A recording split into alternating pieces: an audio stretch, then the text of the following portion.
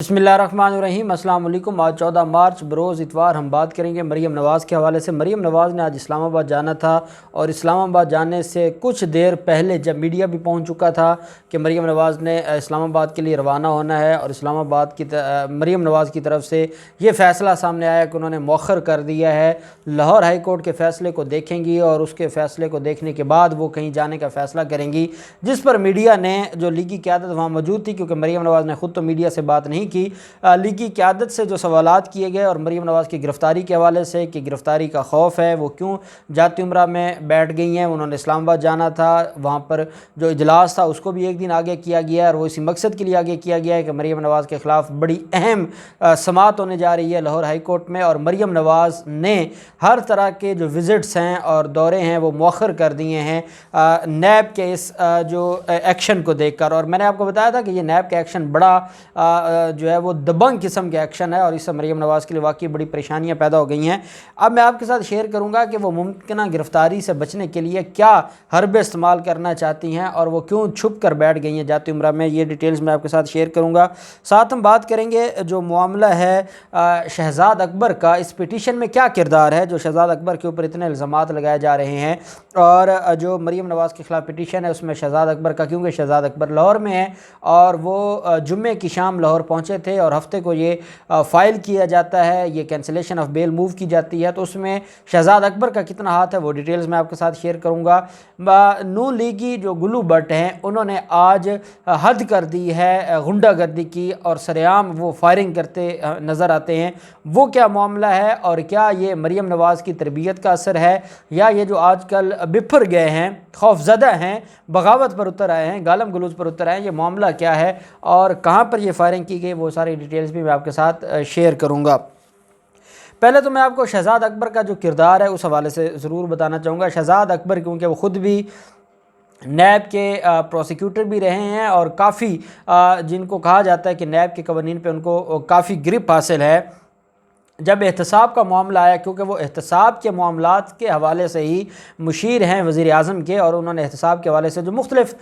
जो कार्रवाइयाँ चल रही हैं, मुख्तलिफ़ जो बड़े केसेस हैं उनको देखना, उनको चेक करना, उनकी रिपोर्ट वज़ीर आज़म को करना, ये उनकी ज़िम्मेदारी है और वो अपनी ज़िम्मेदारी निभा रहे हैं। चाहे वो ब्रॉड शीट का मामला हो, चाहे वो लंदन में जो कार्रवाइयाँ हो रही हैं शरीफ ख़ानदान के ख़िलाफ़, वो सारी कार्रवाइयों के हवाले से वज़ीर आज़म इमरान खान को बाखबर रखते हैं। अब मामला ये है कि शहज़ाद अकबर आए हैं और शहज़ाद अकबर के आने के बाद ये पिटीशन फ़ाइल की गई है और मरियम औरंगज़ेब और उज़्मा बुखारी ने एक प्रेस कॉन्फ्रेंस की और उन्होंने ये कहा है कि शहज़ाद अकबर ने ये पिटीशन तैयार की है, शहज़ाद अकबर की सरबराही में ये पिटीशन तैयार की गई है मरियम नवाज़ के ख़िलाफ़ और सिर्फ़ मरियम नवाज़ को ये गिरफ़्तार करवाना चाहते हैं, इसके अलावा इनका कोई और मकसद नहीं है। अब शहज़ाद अकबर क्योंकि वो एहतसाब में कोई शक नहीं कि वो एहतसाब के हवाले से वज़ीर आज़म के मुशीर ख़ास हैं, लेकिन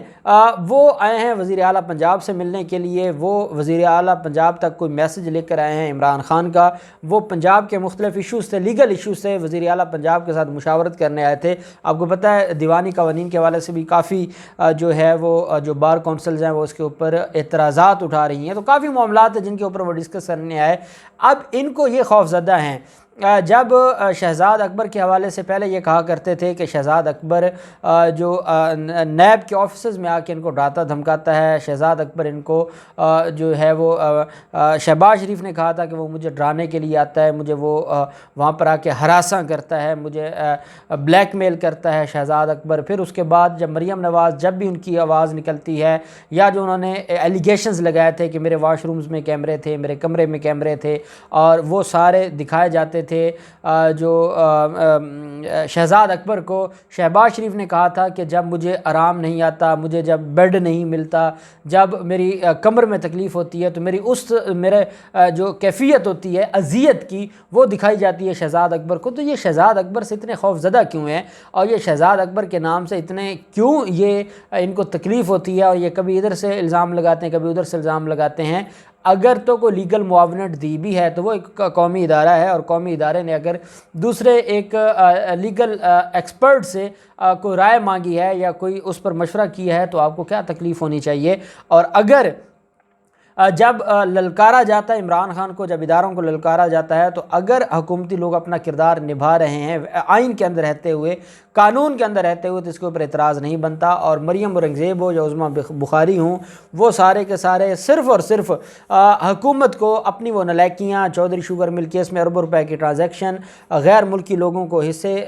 تقسیم کرنا، ان میں حصے بیچنا، پھر اس کے بعد اپنے نام پر ٹرانسفر کروانا، اور جو بھاری ٹرانزیکشنز ہیں وہ ساری کی ساری وہ میرٹ پر نہیں آئیں گے، وہ کبھی ادھر جائیں گے کبھی ادھر آئیں گے، یہ نہیں کہیں گے کہ چودھری شوگر مل میں جو انہوں نے اربوں روپے کی ٹرانزیکشن کی ہے اور یہ بیرون ملک سے ٹرانزیکشنز ہوتی رہی ہیں، اس کا کوئی جواب ہے ان کے پاس؟ وہ بیرون ملک کے جو لوگ تھے وہ کون تھے؟ سعودی عرب کے جو لوگ تھے، متحدہ عرب امارات کے جو لوگ تھے، برطانیہ کے جو لوگ تھے، وہ کون تھے؟ اس کا جواب انہوں نے نہیں دینا، اس کا جواب ان کے پاس نہیں ہے۔ اور یہ ادھر ادھر کے الزامات، چاہے وہ حکومت پر ہو، حکومتی لوگوں پر ہوں، اور چاہے وہ عدالتوں پر الزامات ہوں، وہ نیب پر الزامات ہوں، اور اب یہ کہتے ہیں کہ جو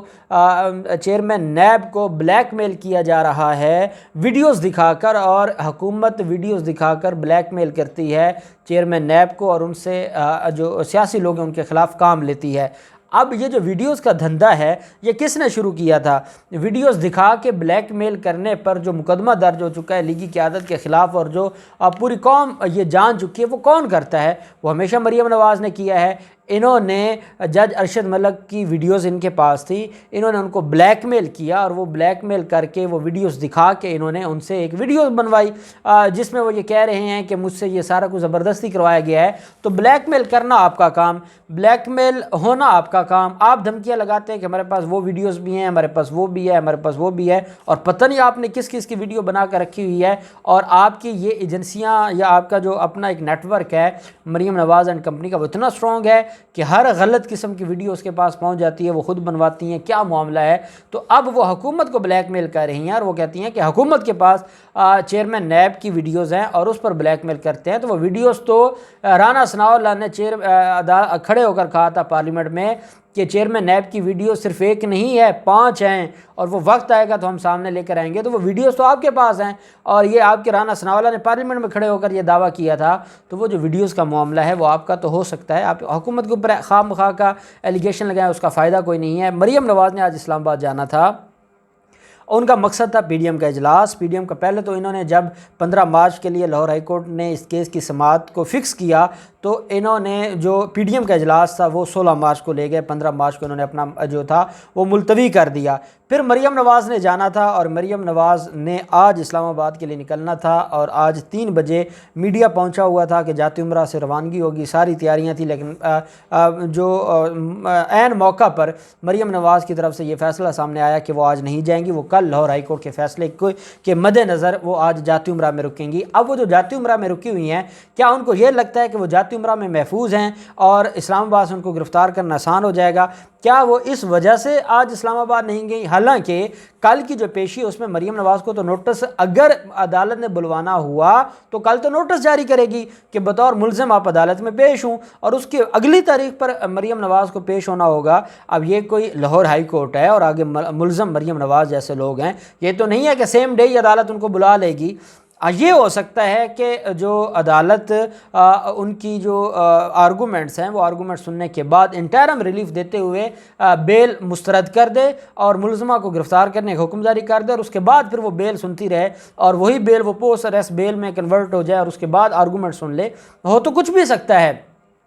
لیکن اس کو ایک بات کا اندازہ ہے کہ جاتی عمرہ سے گرفتار کرنا مشکل ہے اور اسلام آباد سے گرفتار کرنا آسان ہے، اس لیے یہ اس نظریے کو مد نظر رکھتے ہوئے مریم نواز جاتی عمرہ سے باہر نہیں نکل رہی، جاتی عمرہ میں وہ چھپ گئی ہیں، جاتی عمرہ میں انہوں نے پناہ لی ہوئی ہے، اور اب کل کا جو دن ہے وہ بڑا اہم ہے، اور وہ مریم نواز کے لیے بڑا فیصلہ کن ہے۔ اور جیسے ان کی چیخیں بتا رہی ہیں کہ معاملہ ان کا بڑا خراب ہو چکا ہے، چیخیں بتا رہی ہیں کہ ان کے بہاف پر اور جو ان کی ضمانت تھی اور جن بنیادوں پر ضمانت ہوئی تھی اب وہ خطرے میں پڑ چکی، اور اب ان کے پاس اور کوئی چارہ نہیں رہا سوائے اس کے کہ یہ چھپ جائیں۔ اب اسی بنیاد پر جو ادھر ان کا پی ڈی ایم کا اجلاس ہے وہ بھی کینسل ہو گیا ہے، اور وہ بھی اگلے دن چلا گیا، کیونکہ پوری پی ڈی ایم قیادت یہ دیکھ رہی ہے کہ مریم نواز کی جو گرفتاری ہے اس کو ہم نے کیسے دیکھنا ہے۔ دوسری طرف ہم دیکھتے ہیں خانیوال میں آج پی ڈی ایم کی ریلی تھی حکومت کے خلاف اور مہنگائی کے خلاف، اور اس میں لیگی رہنما ہیں شیخ جوید، یہ خانیوال کے مقامی رہنما ہیں شیخ جوید، ان کو آپ دیکھ سکتے ہیں، ہم نے تھمبنیل پر اس کی تصاویر بھی لگائی ہیں، وہ ہوائی فائرنگ کر رہے ہیں، سرعام ہوائی فائرنگ کر رہے ہیں، اور جو مدعی ہے اس نے جو مقدمہ درج کروایا اقدام قتل کا، اس میں یہ کہا گیا ہے کہ جب ہم پاس کھڑے تھے اور وہ ہوائی فائرنگ کر رہا تھا تو وہ ہوائی فائرنگ میں جب ہم نے منع کیا اس نے ہماری طرف تان دیا جو پسٹل تھا اور فائر کیا، لیکن ہم بچ گئے اور فائل مس ہو گیا جس کی وجہ سے ہماری جان بچ گئی۔ جو خانیوال کی مقامی پولیس تھی اس نے اقدام قتل کا مقدمہ درج کیا، اور اقدام قتل کا مقدمہ درج کرنے کے بعد جو ملزمان ہیں ان کو گرفتار کرنے کے لیے ٹیمیں تشکیل دے دی ہیں کہ کیونکہ وہ موقع سے فرار ہو گئے تھے۔ اب یہ جو آپ کو نظر آ رہا ہے یہ بیسیکلی مریم نواز کی تربیت ہے، اور یہ چاہتے ہیں، اور اس بات پر جو ایف آئی آر ہے اس میں بھی یہ درج کیا گیا کہ وہ لیگی مقامی رہنما ہیں، تو اب ان کی جو شیر جوان فورس تھی یا ان کے جو معاملات ہیں اب وہ سارے کھل کر سامنے آ رہے ہیں، اور انہوں نے جس طریقے سے، اور یہی لانگ مارچ یہ کرنے جا رہے ہیں، اور وہ انتہا پسندانہ لانگ مارچ ہوگا، وہ ڈنڈے کا لانگ مارچ ہوگا، کیونکہ جتنے ان کے پاس تھوڑے سے لوگ ہونے اس سے یہ پرامن مارچ سے یا دھرنے سے کوئی فوائد نہیں لے سکیں گے، تو یہ اس کو